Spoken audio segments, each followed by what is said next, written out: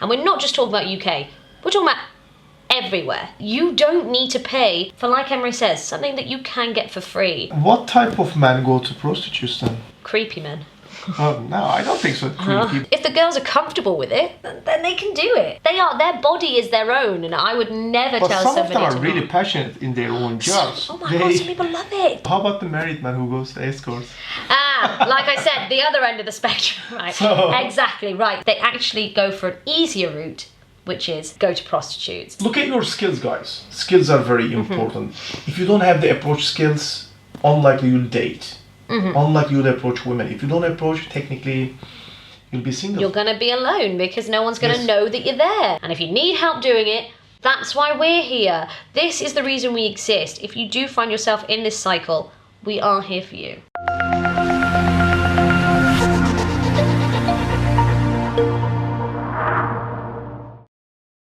Hey guys, we are back from Kamalifestyles.com with another episode of Karma Couch. Now, if you don't know us already, where have you been? My name is Annabella Rose and this is Emre, and we are dating coaches from Kamalifestyles.com. And today we're going to debate a topic. Now, today's topic is, should men go to escorts and pay? Now, we're going to delve right into that and get all the nitty gritty out and talk about every single aspect of that question. But before we do, how about you click the subscribe button and turn on the notifications, because there's going to be a lot of more videos coming your way. So, Emre, yes, should guys go to escorts? No. No. And should they pay? No. No. That's free out there. Okay. And that was the end of the video now. Okay. No, so I mean, why not? Well, okay. Don't pay. Because like you can get it for free, so why would you pay, you know? That's just bad business if you're going to pay for something you can get for free. And also it's more complicated process actually paying for an escort. Like you need to look at, like, obviously there are some bad habits around it. So you need to deal with that. The question is like now here, okay, is going to escort is good or bad? Okay. Now, it's a very interesting industry. The escorting industry, and it's many layered and faceted industry, because you can have escorts in themselves that don't do sexual things. Okay, so you can have people who are just maybe more companion based escorting, but then it can go through the ranks, entering into essentially prostitution, depending on what you're doing and the activities. If you're taking them to events or they're accompanying you places, they all kind of change and will be dependent on what you are seeking and looking for. It's difficult. I don't want to insult the women that do it, because a lot of people get into it for multiple reasons. And number one, because there is an industry, because men do pay for it, and also it is quite easy money. And if you're in a financial situation as a female, sometimes if you're not in the right circumstance and things haven't quite gone your way, you can easily find yourself in that industry because it is so widespread. And we're not just talking about UK, we're talking about everywhere. Obviously it's a two-way street. Girls are offering that service, so you know it's there and it's open and it's available. But I would say that men paying for that service isn't good, and that is not just a reflection on generally bad-mouthing the men that do, but basically you need to be respecting women and respecting yourself and knowing that you don't need to pay for, like Emre says, something that you can get for free. If you are copping out, I would say, and instead of working on yourself as a person to increase your social skills and get out there and meet people, you're actually just getting the easy way out, and you're paying for something that isn't necessary and isn't going to benefit you and comes with so many risks. Yeah. Sorry, I could just keep rambling and rambling. I mean, there's so many risks involved. Of course, like there's a STD, for example. That's the biggest risk that you take. And plus, like, if you're not forming intimate relationships, how far you can go in your own life? Ask yourself. There's a trade over there. One party offers a service and you pay for it. But at the end of the day, love and intimacy is missing. So, how much satisfying is that when you think about it? Exactly, it really does. It confines what sex is. So let's say we are talking about full-blown prostitution, you're paying women for sex. Now sex is a magical thing. I mean, I've written a book about it. I love the whole thing. Sure, It is it's one of the most amazing things that you can have as a human being, especially if you find somebody with a partner that you have emotional connection. That is what a real sexual experience is about. Now, when you take away that, like you say, that intimacy and that emotional connection, you are left with the bare shells and really, actually, unfulfilling sexual pleasure. When you know how good it can be, and then you'd compare it to having sex with a prostitute that really is only there for your money, it's going to be so lackluster. And yeah, it might get you to your end location, but it's not going to bring you anything emotionally. It's only going to be that physical action that essentially you can achieve yourself. A lot of people do turn to prostitution because they feel like they can't find it anywhere else. Now, I would say that, well, I mean, do you think that people... what type of men go to prostitutes then, do you think? Creepy men. No, I don't think so creepy, but like... I think they're really creepy. I think that if you're not getting it, it's easy to pay for that. It's... You know, it is, but the thing is that to me, I would say creepy because from a female's perspective, if I'm ever approached by a guy that seems only interested in me physically, I find it creepy. Because he doesn't, it's like, it doesn't matter anything about the way that I speak, the things that I say, my intelligence, anything like that. I am a shell to that person if they are only interested in my body. Now, that is... what prostitution is. You know, you are only interested in the physical attributes of that person. And that, to me, I just find it creepy. I'm sure, I'm not saying that all those guys are bad, but that is a creepy tendency.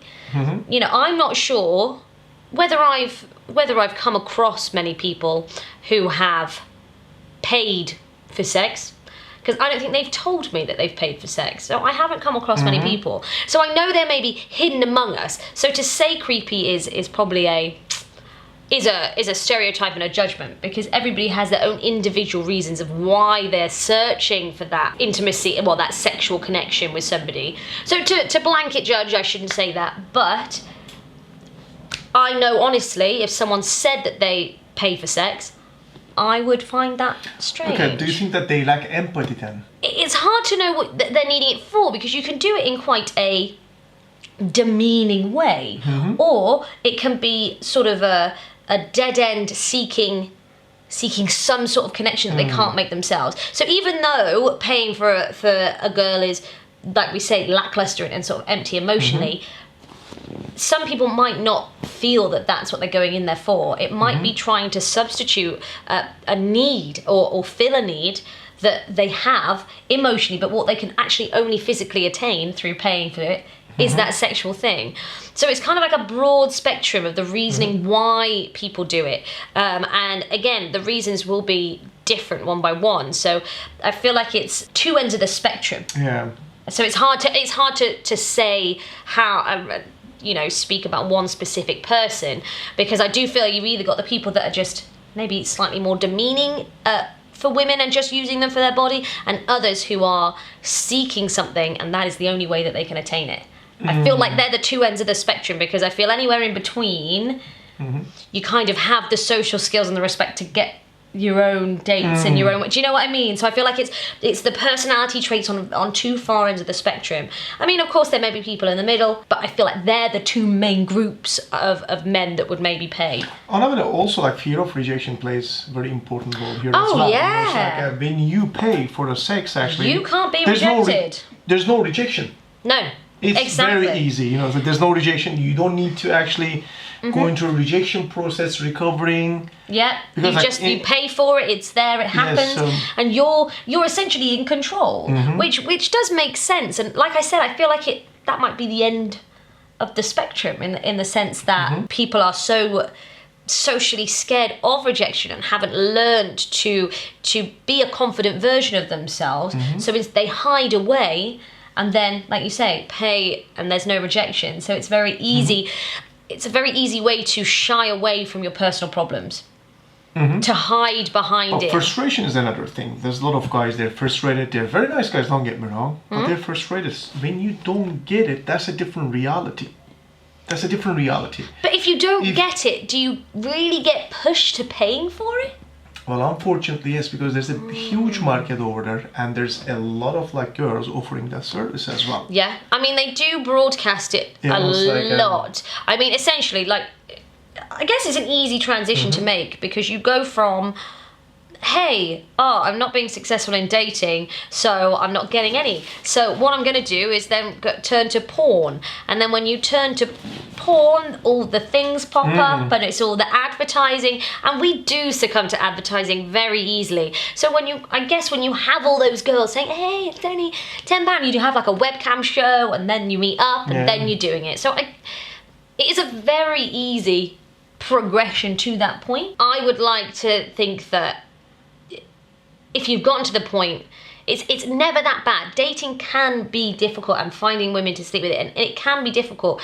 But I feel like when you hit a certain place, when you're turning to those people, maybe take a moment to look in the mirror and be like, oh, okay, this needs to change. Because financially, like you said, when you can get it for free, and you just maybe need to redivert those finances into investing in yourself. And I think that would be a long-term better investment than paying for sex. I think that's a better way to put your money.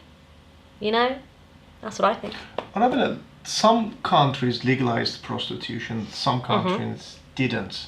So if you're in a country, for example, if the prostitution is not legalized, so how those women actually get into that country?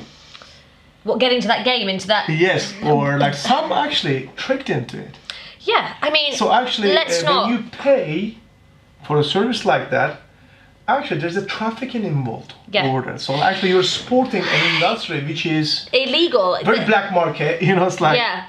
Like let's say... Women, most of them actually, they got tricked into prostitution. Yeah, they did. So like when you pay for a service like that, and if you know that they are tricked, so like...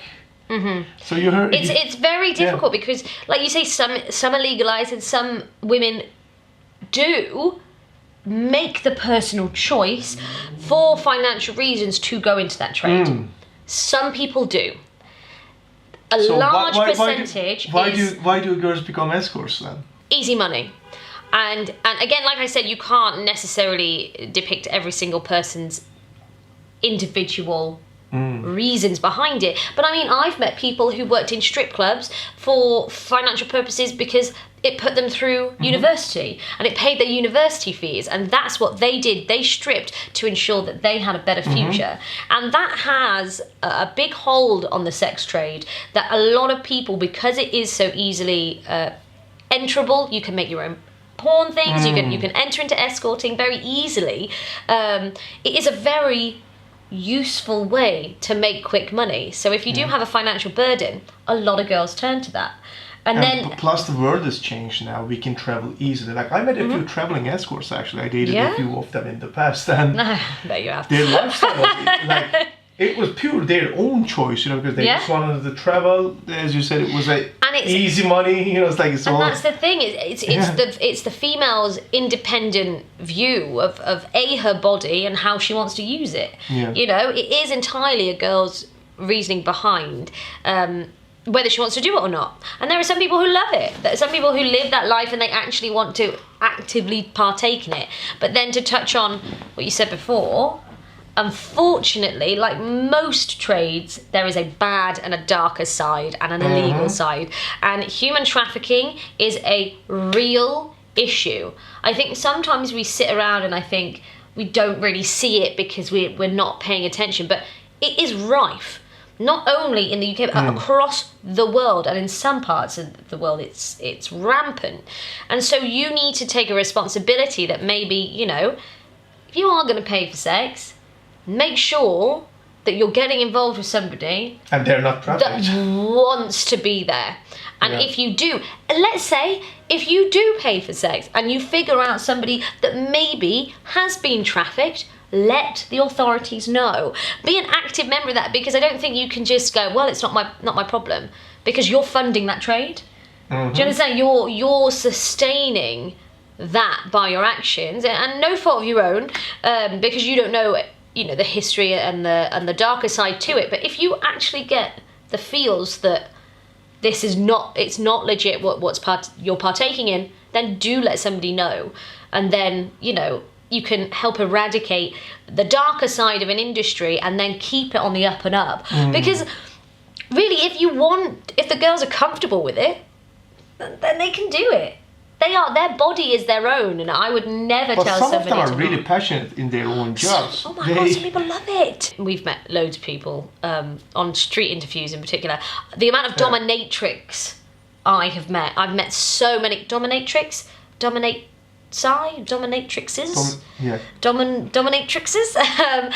I've met so many of them, and they love it. I was like, oh, maybe I should become a dominatrix. No, I'm joking. But it is such an interesting trade, and it's female empowerment at its very, very best. So I can understand the allure to such an industry. And, you know, if somebody's happy in the industry and it was their own personal choice, can you really say that they should be doing? Sometimes, like, lack of job alternatives as well push women to actually go into prostitution. A lot of the times, let's say you've fallen pregnant and you have a child to raise. A lot. Or husband leaves. Husband leaves, they don't pay child support, and you are left with looking at your options of how to provide a life for a child. And now, for me personally, I believe that raising children is one of the most underestimated jobs in the world. It's one of the hardest things anybody could ever do. Whether it's a single male, single female, single parents, just parenting in general. And when you are sat at a crossroads, you don't know how you're going to keep a roof over your child's head and feed that child. Hell, I'd turn to prostitution. Hell yeah. If it was for the sake of my child, because that's what I do. And I find a lot of people would do that. And that is the circumstances that a lot of women find. But like some of them have no another option. That was the only option left for them, you know. It's like if you're left with, for example, 2-3 kids, you know. That's it. It's the only option you've got to go for. And so even though the women in themselves may not want to be involved in that trade, I think it's admirable that they're going to do what it takes to survive, you know. So I just don't know how much responsibility is on the men in this equation. It's like this weird catch-22 that I have this feeling with, that I don't necessarily... I wish everybody could not sell their bodies and you know, they could find other jobs and things like that. I wish we lived in a world that did that. In an ideal world. In an ideal world where everybody could be passionate about something and everyone could do what they want. But we don't live in that world. So I'm in this weird catch-22 that even though I don't think men should pay for sex, if they do, and it's helping finance somebody to take better care of their children, I don't feel like I have an issue with that. Which is strange, because I do feel like men shouldn't pay for sex. But then, I guess in the grander scope, if it is helping an individual make a living, then it's kind of okay. It's very complicated. But how about the state, for example? State sport, you know? What do you mean? Is it enough? Is state sport enough for support? Yeah. State support. Okay, exactly. Yeah, state support. Yeah. Yeah. So obviously that's not enough. You know, exactly. We live in a world where it's so. Like some countries, like literally, there's no social welfare system. Literally, exactly. There's nothing. There's nothing. Like, if you have a child and you don't have a job. And you have no husband. You have, and the guy's left, and I mean, especially I would say America. No offence, but it's terrible for that sort of thing, because guys just seem to have no responsibility when it comes to a child, and that's a big debate. We're not going to get into that big debate. If you live in an ideal world where you could get away with it and you could live the life that you wanted to with the support of the government, then great, but we don't live in that world, and it just really isn't enough. And this could open the whole can of worms of the benefit system and all of that in the UK and in other countries, and what happens and what parenting means, and it just is very, very difficult. Until we have a stable society where everybody can get jobs, there will always be a sex trade. There will always be a sex trade, whether that's through porn, whether that's through prostitution. The sex is just a hot commodity, no matter where you go in whatever country. You know, and then also fair to say there are male escorts as well. So let's not throw that off. Obviously, it is female dominant as a collective, but there are male escorts too, and these are people that want to put themselves through university, have issues, have financial issues. So it really does prey on the people that are in need, and is either a fantastic relief for the person and the individual because they thrive under the idea of making their own money and being able to sustain themselves, or people feel pressured into doing it and that's the only choice they have. I guess it's an individual basis. Yes. It is very hard to judge. I've always said I don't like to stereotype, so it's a difficult topic, because I'm sure someone will pop up and be like, I love escorting and I want to do it, and that's my feminism, it's freedom and empowerment, and you can do what you want. Many people will be like that. But then it's just unfortunately such a trade that has great points and bad points, and unfortunately the two don't negate each other. The negative is still quite strong within that sector, the sex sector. But So how about the guys who lack skills and the confidence? What about them? Should they pay for sex? Well, yeah. No, What do you think? no.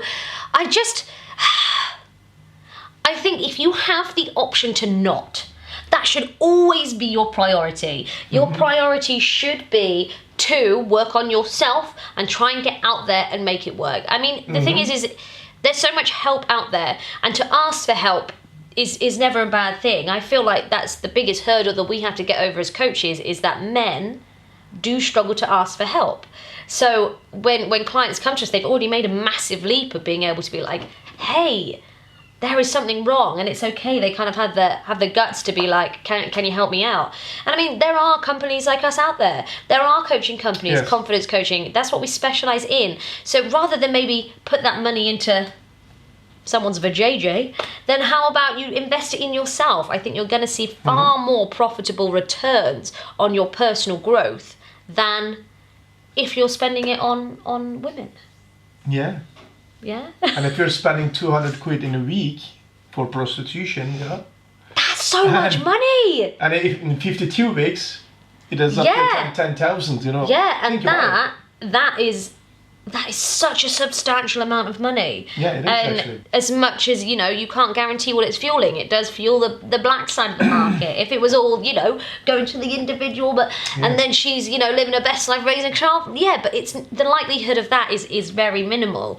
And so it's far better to look after yourself and invest in your personal growth, because getting involved in that trade, you don't know what trouble you can get into, whether it is STDs, whether it's being linked to violence that the woman is going through. You don't know kind of the hierarchy, because everybody knows there's never normally an individual. There is someone else in control, and there's bigger businesses, and it's funding lots of sort of things in the shadows. So you don't quite know what you're getting involved with. So it's far safer and far more of a smarter move to invest it in yourself as opposed to into the JJ. How about the guys who's really lonely, who has no one in their lives? And these guys, they already hooked up with the industry. So they're showing up with these prostitutes all the time, and they're regular paying clients. But they are lonely, and I think that these women out there, actually, they're just listening ear for them when you think about it. Yeah, I mean... It's a companion, because they have no one in their lives. And they are lonely. Some of them frustrated, nice guys. Yeah. I mean, it's like I said before, it's the two ends of the spectrum. Yeah. And that side where it is kind of somebody to turn to and it is that emotional support, then, it's hard to insult that. I do understand completely why somebody would go for that option. But I also feel like it's not that futile. You don't have to pay, and as much as you get linked into it, it's really hard to break habits once you're in that lifestyle and you're churning and it's going around like clockwork, and like you said, you're already involved with that person. It's very difficult to break out of that. To encourage somebody to have that sort of self-awareness that they're in a bad cycle and look in the mirror and make a change, it takes a lot of internal strength. And if you're lonely and you're sad and you're down, to have that strength is really difficult. If that service is providing some sort of elevation and comfort to that person, then it's hard to say no, that's not a good thing. But I would always try and move past it. If that person is giving you that satisfaction, go off the boost of that interaction, that social interaction, to understand that you don't have to pay for it and you can have that with somebody else. You just need to find it and work on it. But again, it takes a lot of strength. So, Annabella, why do married men go to escorts then? What's your opinion on that? Married men. Okay, like I said, about one end of the spectrum needing social support and comfort and compassion and all of that. You have married men that really should be getting that from their wives, yet something has broken down in their relationship that then they have to go somewhere else. The good thing about prostitution is the fact that you're paying that person for a service. They're not running to tell your wife. They're not going to make you or cause you to get found out. They are sort of a safe bet. So it's a safe bet, yeah. It's a safe bet. Yeah. And so a lot of married men that aren't satisfied in their marriages, and that can be for a lot of reasons, whether you've got, you've had kids maybe, and your wife is too busy. Also, I will say, men, if your wife has had a baby, her body changes and her it's a huge ordeal that women go through to have kids, and really can affect some women's sex drives, their body confidence. It can really cause havoc. They gain weight after they give birth. So they gain weight, they've got stretch marks. I mean, to get into the science of it, you have something called oxytocin, which makes all your muscles all sort of more bendy and whatever. It extends your ligaments, so everything gets a little bit more, how I would say, I'm just doing this action, freer, more flexible in certain sense. And of course, the actual physical ordeal of giving birth to a child can play havoc on a lady's hoo-hoo. So to feel sexy after you've had a child can be a challenge. So if that was your sex drives are driven by the sexual confidence of your wife, and if that then takes a bashing after she's had babies, and of course because you're so bloody busy and trying to raise a child, like I previously said, it was one of the hardest jobs in the world, can really take a toll on the marriage. And plus boredom as well. Oh yeah. So let's say most of the couples they're bored in the relationship. When you look at it, after 10 years, 15 years, 20 years later.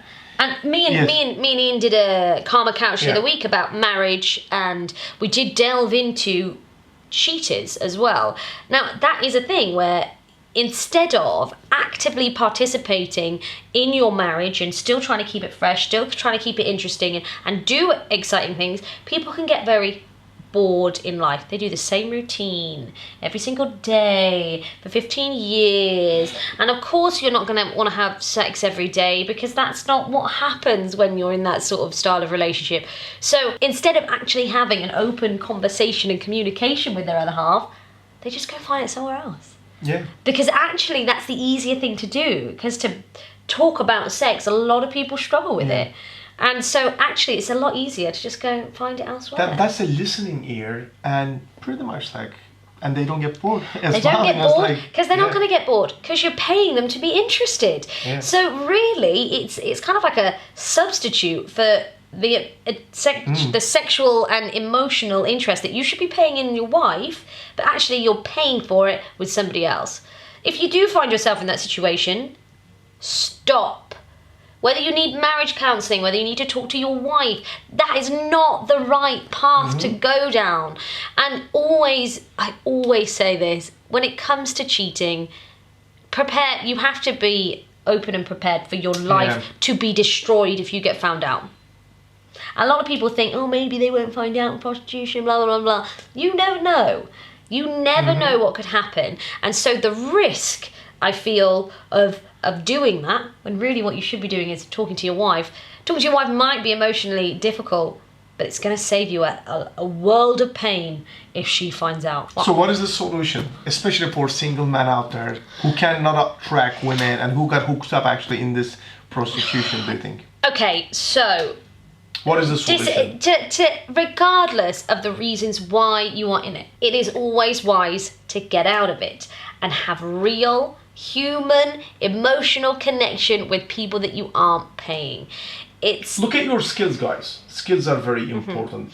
If you don't have the approach skills, unlikely you'll date. Unlikely you'll approach women. If you don't approach, technically, you'll be single. You're going to be alone because no one's going to know that you're there.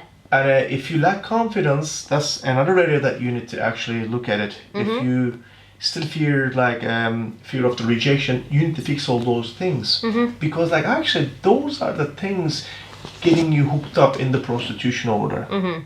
It's like I've said a lot of the time, it's that bravery to look yourself in a mirror and identify that you have a problem that you need to try and overcome. If you are paying for female company, that is an issue that you should overcome, and be brave enough to pinpoint and say, hey, I'm not perfect, this probably isn't the right thing for me to be doing, it's not the best thing that I can do for myself. So reinvest that money and that time and that effort into yourself.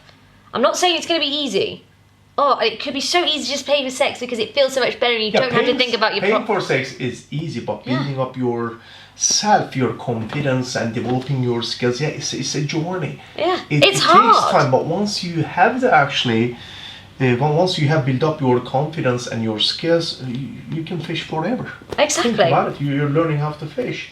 And so I've said this before, anything that is worth having is always outside of your comfort zone. It's very easy and comfortable to just pay for sex because it's there and it happens and whatever.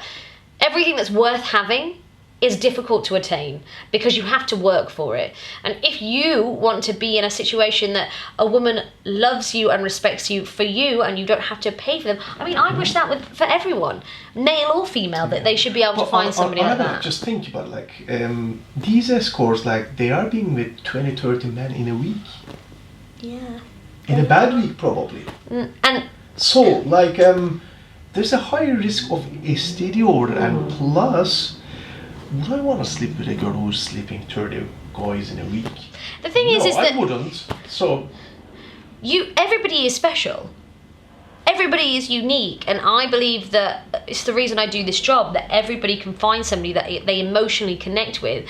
And even if you're in a situation where, you might be getting some emotional sustenance from this female, what is she actually giving you? Because she's giving it to 20, 30 other people. You're not special. She doesn't like you for you. She just wants the money. Likes you for your money. And we've had this debate about rich guys all the time. You want the VJJ and she wants the money. Exactly. You want her body and she wants your bank account. That is not any sort of substantial relationship that you should be striving for. You want something that is built upon something so much stronger and so much more meaningful. And you can achieve it. I'm slapping my leg in anger. You can achieve it. You just need to stop, look in the mirror, and positively make changes and make actions and be brave to do it. Be brave. Step out of your comfort zone and go get what you deserve. And if you need help doing it, that's why we're here. This is the reason we exist. If you do find yourself in this cycle, we are here for you. That's all from us today, guys. Yeah. Please like, share, comment, and subscribe. Yes. All from us today. And also go to kamalifestyles.com and check all our services and ebooks. Yeah, if you are struggling, even if it's maybe not with prostitution, if it's just dating in general, we have products, services, you name it. We are here for you to help. So do check it out. Click on the card below or link below, card above, card above, link below, blah, blah, blah, and it'll take you to our website, and you can check everything out and get in touch with us. And hey, if you want to give us feedback on this video, we want to hear it. Drop it in the comment box below, and we will of course try and get back to as many people as we can with questions and answers and all those good stuff. And yeah, that is all from us today. Yes. So we will see you. This is Anna Rose. Thank you. This is Emre, and we'll see you next time. Yeah, see you later.